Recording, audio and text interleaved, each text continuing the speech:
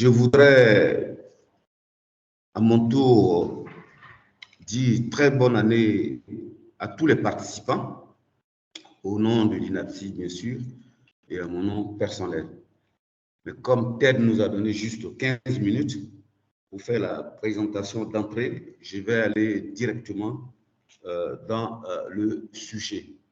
Je voudrais d'abord préciser que j'ai eu l'avantage de participer à un certain nombre de conseils d'administration ici comme à l'étranger, notamment au Ghana.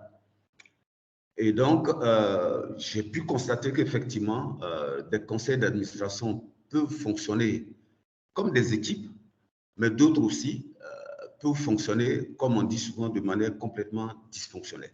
C'est-à-dire, c'est des individualités additionnelles. Et donc, c'est important que ce sujet soit traité. Et c'est pour cette raison que si vous prenez d'ailleurs le Code ivoirien de gouvernement d'entreprise et des responsabilités sociétales, il y a quelques éléments qui ont été mis dans ce code qui sont en faveur du travail en équipe. Alors, le travail en équipe, c'est important. On peut se poser la question de savoir de quoi parle-t-on. En réalité, vous travaillez en équipe lorsque vous participez à l'atteinte d'un objectif que vous partagez. C'est pour ça que quand vous venez dans un conseil d'administration, vous devez vous dire pourquoi j'accepte de rentrer dans le conseil d'administration. Si vous ne partagez pas l'objectif ou les objectifs de l'entreprise, ben, ça ne vaut pas la peine. Et puis, bien sûr, il y a aussi le fait qu'il faut collaborer avec les autres. Je donne un exemple. Moi-même, lorsque j'étais dans des conseils d'administration, dans l'un en particulier, quand je suis arrivé, ma collaboration avec les autres membres du conseil d'administration a permis, par exemple, de renforcer un certain nombre de secteurs que le conseil d'administration ne prenait pas en compte. C'est le cas de la responsabilité sociétale, c'est le cas du genre, c'est le cas de la politique éthique, et tout ça a été autorisé par le conseil pour qu'on puisse mettre en place toutes ces politiques qui n'existaient pas. Donc, l'idée, c'était de privilégier la réussite du groupe. C'est le groupe qui doit compter, ce n'est pas sa réussite personnelle, c'est important. Et je me suis permis de vous rappeler une petite citation de Henry Ford, qui est un des précurseurs dans le domaine de la responsabilité sociétale, dit « Se réunir, c'est un début ». On s'est réunis dans un conseil d'administration. On dit « c'est un début ». Rester ensemble, c'est-à-dire on crée des liens. Ça permet de progresser. Mais travailler ensemble, c'est ça qui va amener la réussite. Et sur ce point, je voudrais vous indiquer qu'en réalité, lorsqu'on parle du travail d'équipe du conseil d'administration, il y a le conseil d'administration au sens propre du terme, mais il ne faut pas oublier tout l'environnement, c'est-à-dire le directeur général, le comité de direction et le secrétaire du conseil, s'il y en a. Cet environnement doit être pris en compte pour le travail d'équipe dont nous parlons pour accroître la performance. Voilà. Évidemment, l'une des questions que je me suis posée aussi, quelles sont les manifestations de l'esprit d'équipe dans un conseil d'administration? C'est le fait de s'impliquer. Moi, j'arrive dans un conseil d'administration, je viens de la Côte d'Ivoire, j'ai été sélectionné par appel d'offres international, je rentre dans le conseil, mais personne ne me dit que je dois observer d'abord et puis ensuite dire quels sont les points faibles que je constate pour qu'on puisse améliorer l'efficacité du conseil, lui permettre d'atteindre ses objectifs et surtout d'innover. Donc, je m'implique. Donc, l'implication est importante. Donc, j'accepte de travailler en groupe avec des équipes et puis participer activement aux discussions. Vous savez, certains conseils d'administration, il y a des gens qui ne parlent pas. J'y viendrai tout à l'heure au conseil dysfonctionnel. Certains viennent s'asseoir au conseil d'administration et ne disent jamais rien. On ne sait pas ce qu'ils pensent, mais ça peut s'expliquer. Mais ils ne disent jamais rien, donc ils n'apportent aucune valeur ajoutée. Et puis, bien sûr, l'interaction que vous devez avoir avec les autres. Parce que pour que vous soyez bien intégré, il faut que vous ayez une certaine interaction avec les autres. C'est justement la recherche de cette interaction qui va nécessiter que lorsqu'il y a un nouvel administrateur, cette nouvelle administrateur subisse un parcours qui est un parcours d'intégration.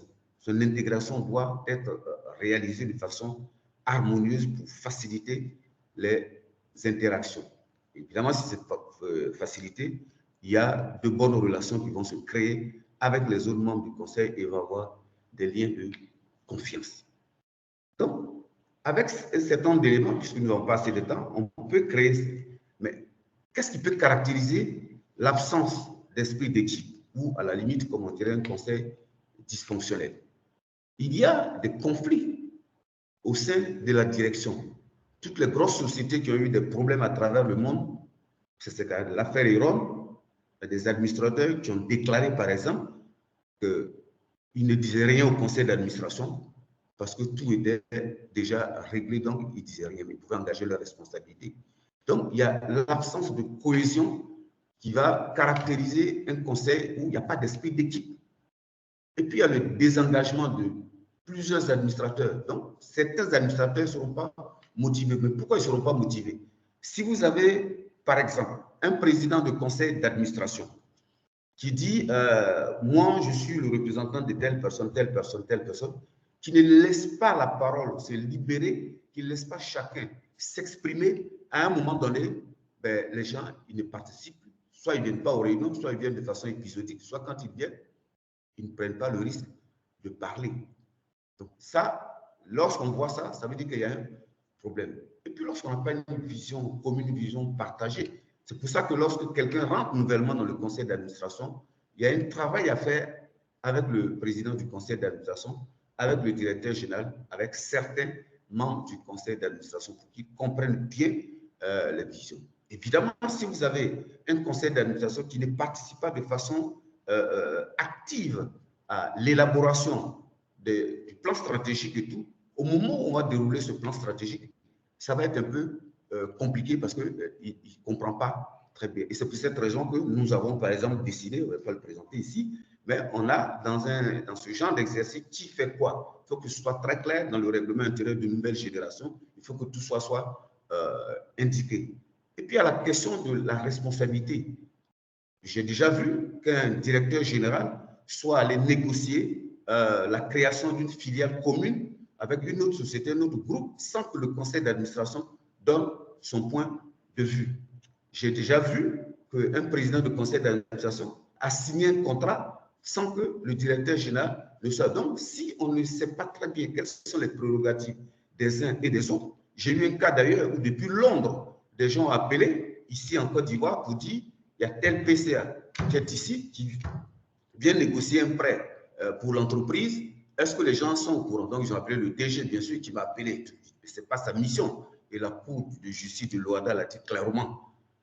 Donc, les débats peuvent aussi s'enliser sans réelle prise de décision. Ce que j'ai constaté, c'est que lorsque on fait les conseils d'administration dans les pays anglophones en général, il y a ce qu'on appelle une note conceptuelle. La note conceptuelle explique aux gens à quoi on veut aboutir. Mais malheureusement, souvent, ça n'existe pas. Donc, l'organisation de la réunion même peut aboutir au fait qu'on ne puisse pas travailler correctement en équipe. Et puis, il y a l'incivilité, l'irrespect dans les échanges. Lorsque nous dessinons le profil d'un administrateur pour rentrer dans un conseil d'administration, nous prenons justement en compte ces aspects-là pour éviter qu'on se retrouve avec des gens qui sont dans l'incivilité, dans l'irrespect. Donc, malheureusement, souvent, les administrateurs intègrent les conseils d'administration sans que ces points-là soient vérifiés. Il n'y a pas de profil dessiné à l'avance, donc on prend les gens un peu au hasard. Et puis, il n'y a pas de véritable système de recrutement ou avec des tests éventuellement, avec surtout des entretiens avec les autres membres du conseil qui sont en place pour essayer d'évaluer le candidat. Évidemment, vous avez souvent la multiplication, la prolongation des rencontres. Donc ça, c'est la mauvaise gestion de la réunion par le président du conseil d'administration. Donc, le président du conseil d'administration va avoir un rôle important à jouer en matière de travail d'équipe. Il y a un certain nombre de déterminants. Quels sont les déterminants? Il y a d'abord l'écoute et la sensibilité. C'est très important. Si vous êtes dans un conseil d'administration, vous n'êtes pas attentif à ce que les autres disent. Pendant que les autres parlent, vous êtes sur votre téléphone. Vous n'êtes pas disponible aux autres. Donc, et puis vous sortez brusquement, vous remettez sur la table un sujet déjà discuté et tout. Ça peut créer des soucis. Ensuite, il y a la communication. Il faut savoir, nous le faisons dans le cadre de nos formations, ce qu'on appelle disons, le comportement de l'administrateur. Il faut savoir transmettre efficacement vos messages.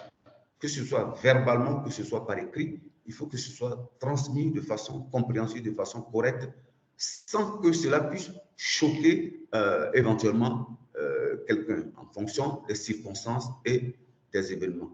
Cela finalement va aboutir à d'autres déterminants, c'est la motivation. Quand vous êtes dans un conseil que vous n'êtes pas motivé, parce que les gens se comportent mal, le président dirige mal le conseil, où il y a certains problèmes qui font qu'en réalité, vous vous dites, bon, moi, ça ne sert à rien, on ne pourra pas avancer dans tous les cas. Ça pose un problème. Si aussi les gens ne sont pas intègres, ben, ça peut poser des problèmes. Si tel ou tel se trouve en situation de conflit d'intérêts qui ne veut pas comprendre, alors que le conseil veut attirer son attention là-dessus, mais ça va poser un problème. Ou que les décisions sont prises alors qu'on sait que c'est des décisions qui ne sont pas forcément éthiques ou conformes à la loi et tout, si les gens ne veulent pas comprendre. Et puis, bien sûr, il y a la loyauté. Donc, il y a ces profils-là lorsqu'on dessine, disons, le profil, je dirais, j'allais dire, d'un membre du conseil d'administration qu'il faut prendre en compte. Mais en réalité, les déterminants, les suites d'équipe pour un conseil, le président du conseil va jouer un rôle prépondérant. Le président du conseil doit toujours considérer que son rôle, c'est de faire en sorte que le conseil apporte la valeur ajoutée. C'est-à-dire que lorsqu'il fait la note conceptuelle avec la direction générale et tout, il faut toujours penser à cet aspect de valeur ajoutée. Notre prochaine réunion, qu'est-ce que nous attendons comme résultat? Qu'est-ce que ça va apporter à notre organisation? Ce n'est pas par conformisme, c'est-à-dire qu'on ne doit pas suivre le président ou suivre tel ou tel groupe. Non, c'est toujours l'intérêt général. Et ça ne peut être possible que si on est tous d'accord sur un climat de respect, de transparence. Les gens doivent avoir toutes les informations. C'est pour ça que l'OADA vous dit qu'on doit communiquer toutes les informations aux administrateurs pour pouvoir faire leur travail. S'ils n'ont pas toutes les informations, ils ne peuvent pas faire leur travail. Ça, c'est prévu, par exemple, c'est également prévu par le Code de gouvernance des sociétés cotées à la BRBM. Et aujourd'hui, vous avez beaucoup de référentiels qui traitent cette question. Donc, il est important que le président joue un rôle. Ça veut dire qu'il faut aussi qu'il évite l'autoritarisme. Le président est là juste pour encadrer le groupe, pour faire en sorte que le groupe produise de bons résultats. Il n'a pas de pouvoir propre en tant que tel. Il ne peut rien décider en tant que tel. Donc ça doit être important. Et donc, il doit avoir de bonnes relations. Aujourd'hui, dans les codes de gouvernance qu'on rédige, on prend en compte ces aspects. Il doit avoir de bonnes relations avec la direction générale. C'est pour ça que tout à l'heure, je vous ai parlé de l'environnement du conseil d'administration. Et un point important, c'est que le président doit savoir utiliser les compétences de chaque administrateur. Parce que quand il valorise l'administrateur, le type, il se donne, il peut faire des propositions et tout. Dans mon exemple, moi, j'ai eu, par exemple, à faire modifier les statuts du FARA parce que j'ai estimé que ça posait un problème à la gouvernance. Donc, ça veut dire que son travail en équipe, ils ont accepté. Donc, tous les ministres de l'Agriculture ont été convoqués à Accra, enfin convoqués, invités à Accra pour voter ce document. Donc, parce qu'on a travaillé en équipe. Et pendant la présentation du document aux différents ministres et tout, mais d'autres membres du conseil d'administration qui étaient des ingénieurs agronomes, donc des techniciens, ont aussi montré les avantages des propositions qu'il y avait. Donc, on rend compte ensemble, on est responsable ensemble. Et donc, on est dirigeant dans la mise en œuvre de nos responsabilités. Et le président, en premier, doit être dirigeant. Le président doit toujours savoir que son rôle, ce n'est pas de conserver la parole. Son rôle, c'est d'abord d'écouter.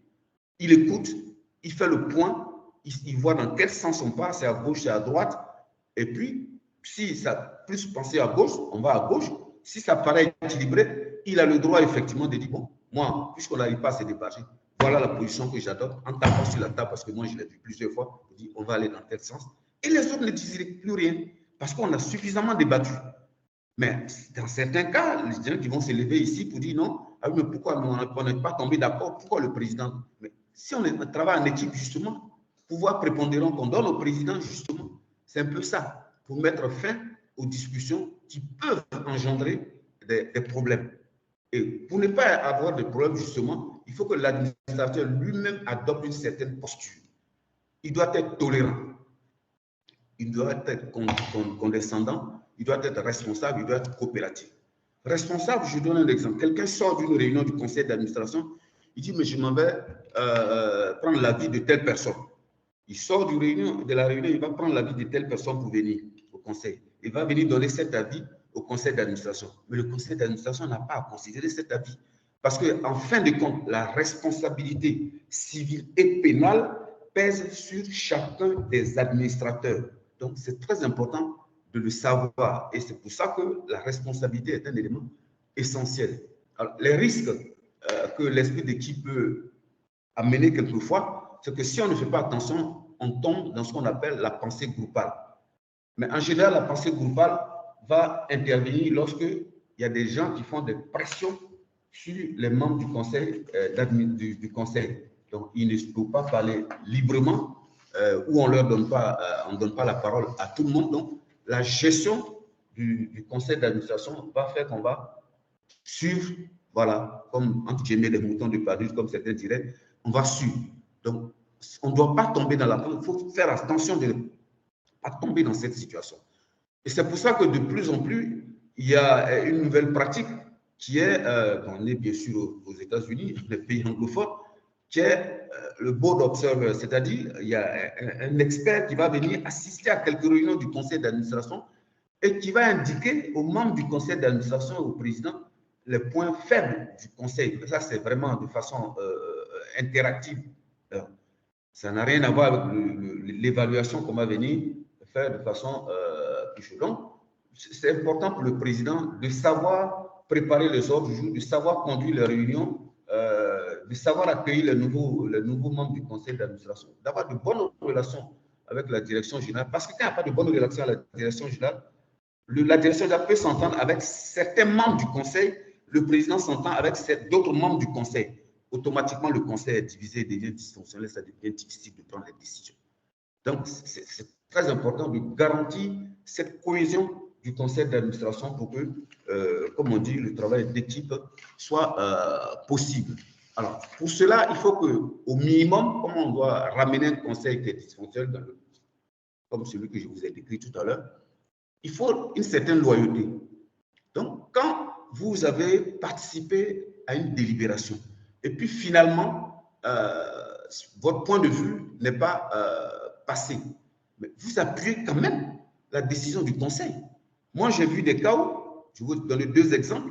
Un premier exemple, quelqu'un sort d'une réunion du conseil d'administration, sa position ne passe pas. Le conseil décide. Il va voir son ministre qui écrit au président du conseil d'administration pour remettre en cause la décision du conseil. J'ai été consulté là-dessus, j'ai dit non, c'est le conseil qui est responsable, vous ne pouvez pas, ce n'est pas parce qu'ils ont écrit, vous ne pouvez pas remettre en cause votre décision. Ça, c'est un exemple. Deuxième exemple, quelqu'un sort d'une réunion du conseil d'administration, il n'est pas d'accord avec la décision qu'il prise, il s'en va, à l'époque, je ne sais pas si les gens font attention, directement sur le perron de Fraternité Matin, et il s'en va parler. Il n'est pas d'accord avec la décision. Donc, ça, c'est un administrateur complètement irresponsable, donc qui ne fait pas preuve de quelqu'un qui considère comme faisant partie d'une équipe. Donc, voilà. Donc, la loyauté, c'est important. Et puis, quand vous êtes loyal, il faut toujours divulguer les conflits d'intérêts. C'est pour ça que dans les conseils d'administration, de plus en plus, on met en place ce qu'on appelle des politiques de prévention et de règlement des conflits d'intérêts. Aujourd'hui, si un conseil d'administration n'a pas cette politique, en termes de gouvernance, ça constitue un point faible quelque part. En dehors de ça, chaque administrateur doit être responsable. Je dois respecter mes engagements. Quand je m'engage à faire quelque chose, je respecte mes engagements. Si je m'engage à travailler sur le mécanisme d'élaboration du conseil d'administration qui n'existe pas, je fais en sorte que les outils soient élaborés, je fais en sorte que les gens soient formés, je fais en sorte que les gens utilisent le système.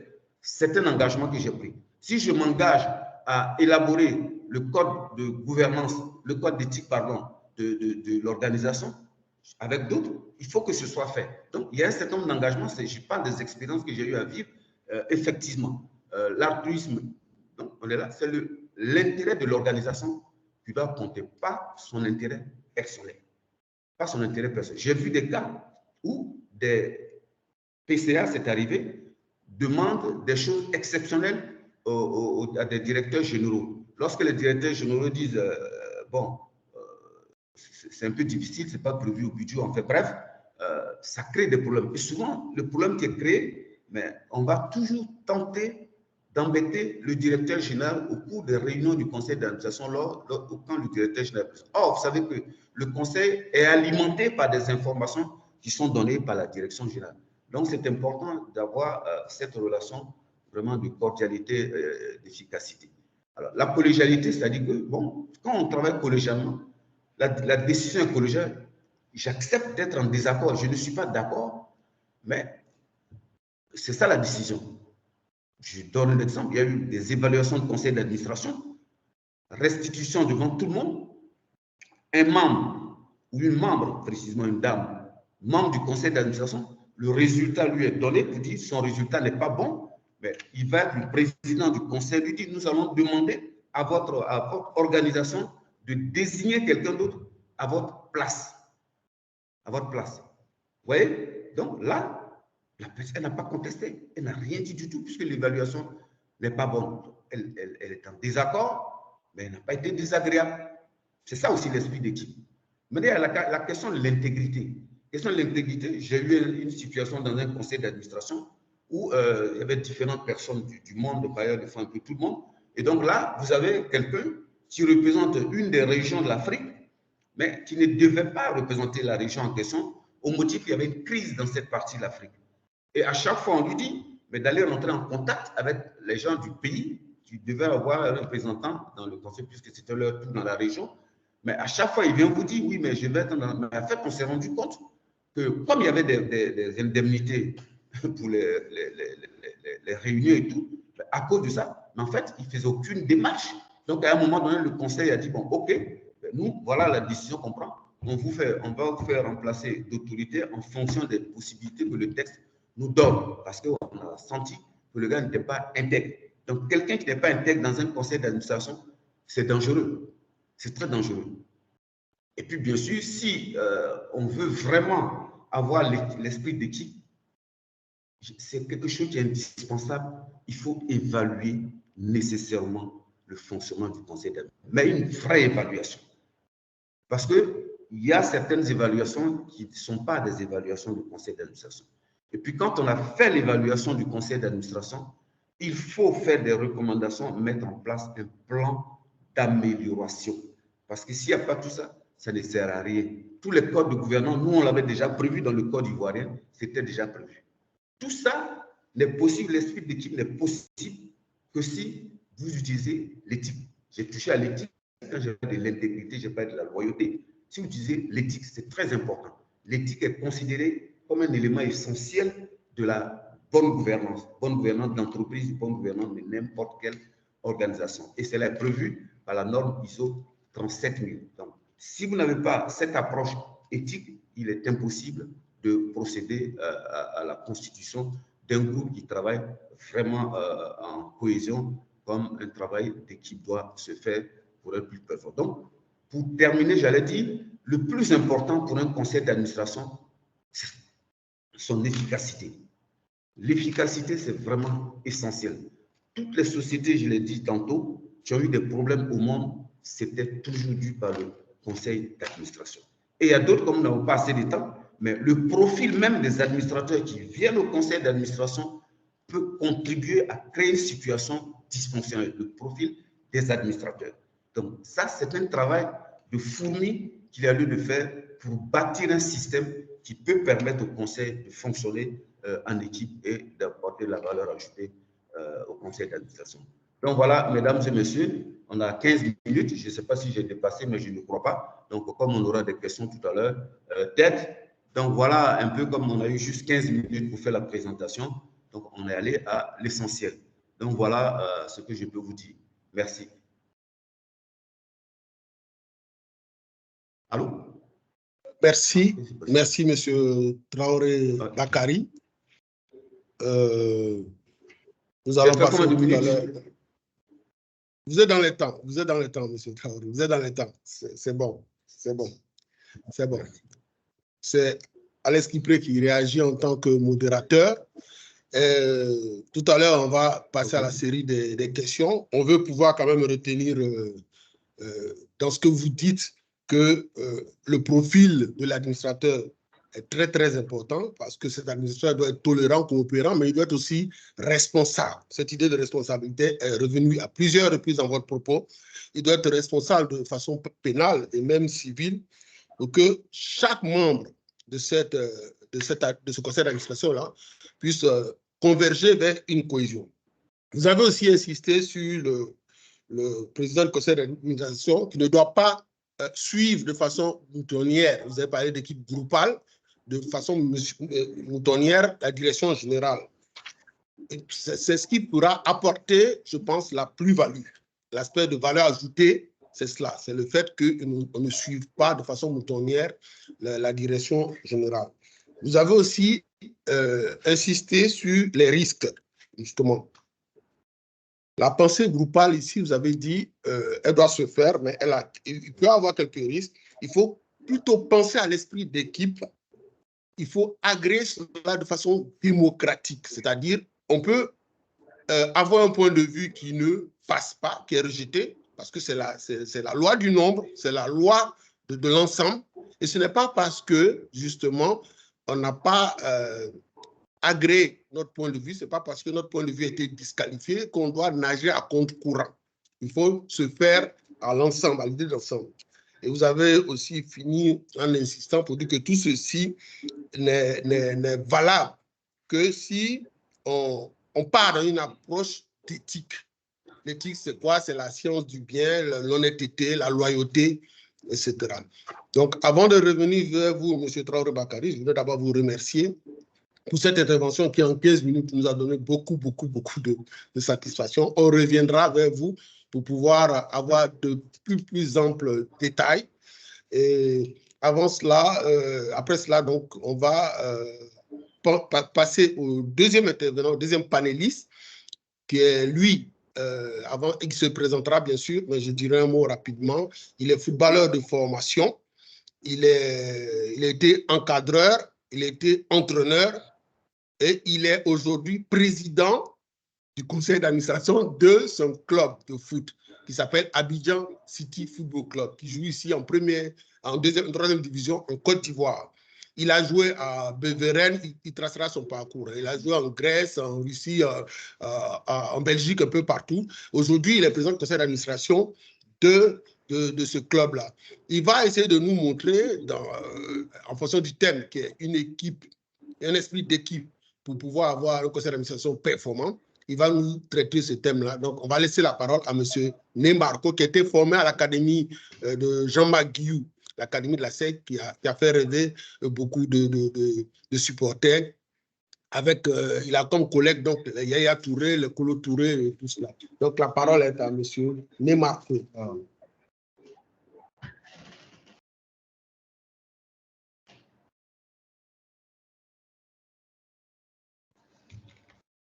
Bonjour, docteur. Voilà. Oui. Okay. Bonjour. Et Sapia, bonjour. Tout d'abord, merci de me donner l'opportunité d'être présent ce matin. Voilà, c'est avec un réel plaisir que je vais partager mon expérience avec vous. Voilà. Tout d'abord, je voudrais me présenter.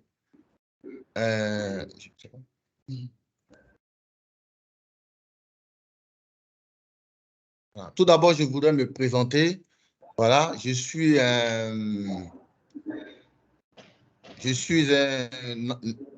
ancien footballeur professionnel, on va dire, formé à l'académie GMG, l'académie Mimosifcom. Donc, je fais partie de la première promotion. Cette promotion a commencé en 1994. Dans cette promotion, il y a des joueurs qui sont très connus et qui ont eu une grande carrière, qui sont Kolo Touré, Aruna Touré, bon, des joueurs qui ne sont plus à présenter. Voilà. Ensuite, j'ai été formé pendant 6 ans à l'académie de Mimosifcom et j'ai commencé ma carrière professionnelle en Belgique en 2002 à Beveren. Ensuite, après Beveren, je suis parti en Grèce, à Olympiakos, qui est le plus grand club grec. Ensuite, après la Grèce, je suis parti en Russie. En Russie, j'ai eu une expérience de 3 années. Et ensuite, après la Russie, j'ai été en Ukraine pendant 3 ans. Voilà. Donc, je décide d'arrêter ma carrière justement en 2014. Ça a justement un lien avec la guerre que nous voyons aujourd'hui. Je décide d'arrêter ma carrière parce que je suis à Abidjan en ce moment, pendant ce temps. Et là, je découvre justement des talents, des jeunes footballeurs qui ont du potentiel. Et en ce moment, je décide justement de mettre en place un projet pour accompagner ces footballeurs afin qu'ils puissent réaliser, comme on l'a fait nous avec l'Académie Mimosifcom, leur rêve. Voilà, donc depuis, j'ai mis en place un projet, donc un projet footballistique, académique, donc la même expérience que j'ai vécue, je décide de mettre ça en place, donc de recruter les meilleurs talents qu'on peut trouver dans les quartiers Abidjan, de monter une équipe justement, avec bien entendu une vision derrière, un objectif, et d'embarquer tous ces gamins et bien sûr des hommes aussi avec moi dans ce projet. Donc aujourd'hui, l'équipe s'appelle Abidjan City. C'est un travail qui a été fait depuis 10 ans. Voilà, donc ce matin, je vous parlerai justement de mon expérience en expliquant un peu ce que c'est qu'un esprit d'équipe pour la bonne performance. Voilà. Tout d'abord, pour moi, il faut avoir une vision. Une vision quand on veut atteindre un objectif bien précis et quand on veut embarquer des esprits avec nous, il faut avoir une vision. Voilà, la vision, moi, je l'ai construise forcément par rapport à mon expérience à l'académie et aussi à mon expérience à l'étranger dans des clubs professionnels. Dans ma vision, évidemment, je me suis fixé des objectifs. Voilà, et ces objectifs-là, je me suis fixé ces objectifs en regardant un peu le potentiel humain que je peux trouver sur place. Je parle du potentiel humain parce que c'est le talent justement de ces gamins-là qui me permettent de me fixer un objectif par rapport, bien entendu, à la concurrence qu'on peut trouver, on va dire comme ça, sur le marché. Voilà, donc les objectifs, une fois que je me suis fixé ces objectifs, j'ai emmené tout ça avec moi pour convaincre en fait des hommes, des enfants, des familles, afin de les embarquer dans une aventure. Donc, évidemment, par rapport à ces objectifs-là, j'ai rencontré des personnes qui ne savaient pas où on allait. Mais je me suis appuyé sur des valeurs, c'est-à-dire des valeurs, l'honnêteté, l'humilité et le travail. Parce que je leur ai dit qu'il n'y a pas de magie, il n'y a qu'avec ces valeurs-là, et notamment le travail, qu'on va y arriver. Voilà. Mais j'ai expliqué, évidemment, à mon équipe que je ne pouvais pas y arriver sans leur contribution. Donc, j'ai choisi justement des hommes avec un potentiel qui pourrait justement m'emmener à atteindre mon objectif. Voilà. Donc, ensuite, une fois que j'ai mis mon équipe en place, une fois que j'ai choisi les hommes et j'ai mis mon équipe en place, donc, évidemment, j'ai préparé et construit justement mon projet avec ces hommes-là. Donc, ce projet, je le construis en m'appuyant évidemment sur des valeurs, en mettant évidemment des règles. Je crois que le docteur tout à l'heure a parlé de règles, en mettant des règles, et nous, dans le foot, on appelle ça le règlement intérieur.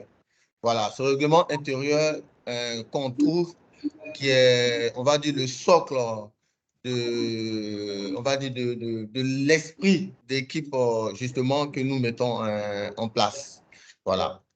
Donc ensuite, quand on prépare son équipe et qu'on a construit son équipe, maintenant, bon, on va dire, l'aventure commence, c'est de guider et d'orienter tous ces hommes-là avec moi.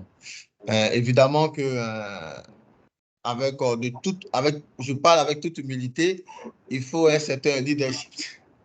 Il faut un certain leadership et j'ai appris justement à être un leader, à être peut-être un meilleur leader. J'ai appris pendant que je préparais, je construisais et je guidais ces hommes-là. Ces hommes-là m'ont appris à être meilleur. Ils m'ont appris justement à être, on va dire, à être ambitieux, plus ambitieux, parce que j'ai ressenti la responsabilité des hommes que j'embarquais avec moi. Voilà. Donc, guider, orienter, bien sûr, pendant le parcours, on a des doutes. Voilà, on a des doutes parce que des fois, il arrive qu'on ait des échecs. Le foot, on a des échecs tous les week-ends. Voilà. À partir du moment où on a tous été convaincus par cette vision et par ces objectifs que nous pourrions atteindre, voilà, il n'y a pas eu de problème justement sur le parcours que je fais depuis un moment. Voilà. Excusez-moi, je suis peut-être un peu, on va dire, pas très organisé parce que c'est ma première fois de participer à une conférence telle que celle-là. Voilà. Pendant que je guide mon équipe et je les oriente, bien sûr, il y a un travail de stratégie que nous mettons en place. Bon, ce travail de stratégie, il est beaucoup plus technique. Évidemment, il est basé sur la vision qu'on a, mais il est beaucoup plus technique et c'est un travail qui se fait vraiment sur le terrain par rapport aux événements aussi qu'on peut rencontrer, par rapport aux difficultés qu'on peut rencontrer, notamment des difficultés en Afrique, des difficultés au niveau de la logistique, les difficultés qu'on peut rencontrer au niveau de l'organisation de notre sport et des difficultés aussi qu'on peut rencontrer au niveau on va dire, de tout l'aspect juridique que vous pouvez rencontrer, enfin, de cette difficulté que vous pouvez rencontrer au sein de nos organisations. Mais nous avons réussi à mettre une stratégie justement avec toute l'équipe par rapport aussi au marché qui évolue en Europe. Je parle des marchés de transfert, bon, c'est un peu plus technique. On a réussi à mettre une stratégie afin de nous adapter aux événements justement que nous allons rencontrer. Mais on met cette stratégie avec aussi pas seulement l'équipe, les hommes que nous avons, mais c'est aussi avec les produits que nous avons, c'est-à-dire les joueurs. Donc, les joueurs qui sont concernés, on apprend à les connaître davantage. Ces joueurs-là aussi évoluent. L'environnement sportif, par rapport à moi, mon expérience, a évolué parce que la société a évolué. Donc, on met une stratégie en s'adaptant justement à tous ces paramètres-là. Voilà. Bon. Ici, on parle d'évaluation et de bilan. Bon, dans le foot, le bilan se fait pratiquement chaque week-end. Parce que chaque week-end, justement, on doit pouvoir préparer son équipe et aller atteindre l'objectif tous ensemble. Le bilan dans le foot, on va dire, il est plus humain que technique.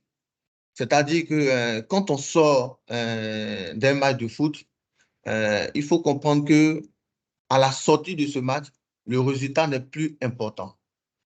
Donc, c'est l'aspect psychologique, c'est l'expérience que nous allons engranger dans ces matchs-là, justement, qui nous intéresse. Et c'est sur ça qu'on fait le bilan et on essaie d'évoluer. La plupart du temps, on demande des résultats dans le foot, mais les gens confondent le score et le résultat, le bilan, expérience qu'on peut avoir à la fin.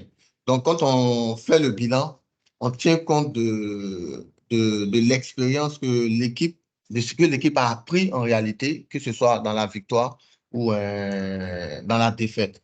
Mais en général, le bilan se fait avec toute l'équipe, avec les joueurs, avec bien évidemment les images des événements qu'il y a eu. Mais à l'arrivée, on a surtout besoin de savoir ce que les hommes et les joueurs ont vécu. Voilà. Bon. Ensuite, je pense que j'attends qu'on puisse avoir une discussion pour poser des questions pour qu'on puisse peut-être mieux développer un peu tout ce que j'ai pu dire en amont. Voilà. D'accord. Vous n'avez pas fait 15 minutes, mais c'est bien. On a compris ce que vous avez dit, du moins ce que j'ai envie de retenir et restituer, c'est que pour pouvoir garder cet esprit d'équipe et rendre performant justement votre groupe, il faut avoir une vision. Vous avez parlé de vision. Il faut avoir une vision au préalable, c'est-à-dire une façon de voir votre projet qui est la résultante de votre expérience personnelle et de ce qu'on met en place, ce qu'on vous demande de faire. Donc, vous avez une vision. Cette vision-là vous permet de chercher à atteindre des objectifs bien précis. Il y en a plusieurs. Mais pour pouvoir réussir à atteindre ces objectifs, je pense qu'il faut faire des choix. Et ça, je me souviens que M. Dr Traoré Bakary en a parlé. Il a parlé du profil des hommes. Il faut avoir des choix. Vous avez parlé à un moment, vous avez parlé des humains. Ça nous a interpellés. C'est-à-dire le produit, le collaborateur, l'adjuvant de votre travail doit être quelqu'un qui est habité par des valeurs, l'humilité dont vous avez parlé, et M. Traoré Bakary aussi en a parlé. Donc, l'idée d'humilité, de performance aussi, d'intégrité aussi. Donc, le choix de ces hommes-là, le profil de ces hommes, et là, tous les deux, vous dites la même chose pratiquement, doit être habité par des valeurs. L'homme doit s'appuyer sur des valeurs. Par exemple, quelqu'un qui est dans ce club ou qui est dans une administration, il y a quelque chose qui ne fera jamais. C'est-à-dire tous les membres doivent savoir qu'il y a des choses qu'ils feront, qu'ils ne feront jamais. Ensuite, vous avez parlé de la stratégie. La stratégie, c'est ce que vous allez faire pour pouvoir atteindre les objectifs. Comment vous allez y arriver? Et là-dessus, il y a une question qui me vient, peut-être que vous allez répondre à cette question. À la fin maintenant de tout ça, vous faites une sorte de bilan d'évaluation, mais à la différence peut-être des entreprises classiques, vos bilans, votre évaluation, vous le faites tout le temps. C'est-à-dire chaque semaine, il va falloir poser un bilan de ce qui se passe. Il y a quelque chose, avant qu'on revienne à M. Traoré Bakary et qu'on laisse les questions se poser, il y a quelque chose qui m'interpelle. Je veux abuser un peu. Comme on est aux couleurs de la CAN, je vais profiter pour poser une question à double volet. Vous avez dit que le bilan, on confond le bilan, dans le bilan, on confond le sport et le résultat. Nous, on a été battus, la Côte d'Ivoire a été battue 4-0. À vous entendre, ça veut dire que même ce 4-0 n'a pas trop d'importance, c'est peut-être ce qu'on tire de ce 4-0. Donc, les échecs sont un peu importants. Donc, j'ai envie que vous réagissiez avant qu'on revienne vers le docteur Traoré Bakary sur, d'abord, ce 4-0-là. Qu'est-ce qu'on en a tiré? Puisque vous dites qu'il y a le score à part et il y a les résultats. C'est la première question. La deuxième question, c'est le deuxième match, on gagne. On doit, enfin le quatrième match, le troisième, quatrième match, le huitième de finale en tout cas, on doit jouer contre le Sénégal. On part un peu défavorisé sur les papiers, c'est le champion d'Afrique, le Sénégal, il joue bien, il a 9 points, nous on n'en a pas autant. Qu'est-ce qui s'est passé en équipe, hein, pour qu'on se réveille? Qu'est-ce qui s'est passé chez nous? Ou alors en équipe, qu'est-ce qui s'est passé dans l'équipe sénégalaise pour que le Sénégal nous laisse la main, nous fasse, enfin, pour qu'on gagne le Sénégal? Si vous pouvez répondre rapidement à ces deux questions, comme on a couleur de la CAN, toujours avec l'esprit d'équipe, hein, insister sur l'esprit d'équipe. Si vous pouvez répondre à ces deux questions, et on va revenir maintenant pour laisser la parole. D'accord. Bon, je vais essayer d'expliquer un peu plus clairement ce dont on parlait tout à l'heure par rapport au bilan. Quand une équipe comme la Côte d'Ivoire organise la CAN chez elle, c'est-à-dire elle est prête depuis 10 ans à recevoir la CAN chez elle, elle a énormément investi, notamment au niveau des infrastructures sportives. Ça veut dire que si